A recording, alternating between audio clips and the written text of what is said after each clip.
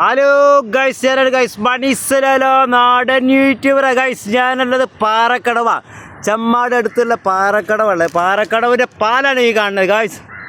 പാറക്കടവിൻ്റെ പാലാണ് കാണുന്നത്. ഇപ്പം ഉള്ളത് ഞാൻ തെങ്ങിൻ്റെ മേലെയാണ്. ഞാനൊന്ന് കാണിച്ചാൽ ഇപ്പോൾ ഉള്ളത് ഞാൻ തെങ്ങിൻ്റെ മേലെയാണ് ഇപ്പോൾ ഉള്ളത് ഗൈസ്.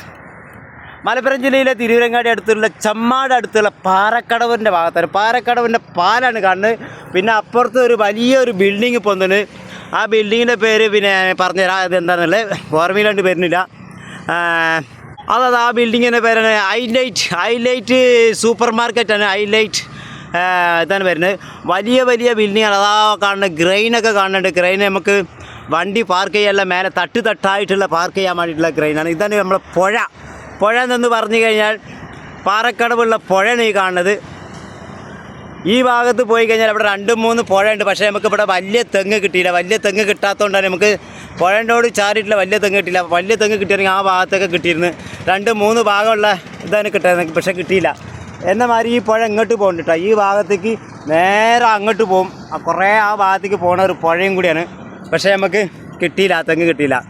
വലിയ തെങ്ങ് ചെമ്പത്തെങ്ങ് നോക്കിയിരുന്നു. ചെമ്പത്തെങ്ങ് നോക്കിയപ്പോൾ ചെമ്പത്തെങ്ങ് നമുക്ക് കിട്ടിയില്ല. പക്ഷേ ഈ പുഴമ്പക്കത്ത് ഈ ഭാഗത്താണ് നമുക്ക് കിട്ടിയത്. ഇത് പാലാണ് ഈ കാണുന്നത്. പാലത്തിൻ്റെ അടുത്താണ് നമ്മളുള്ളത്.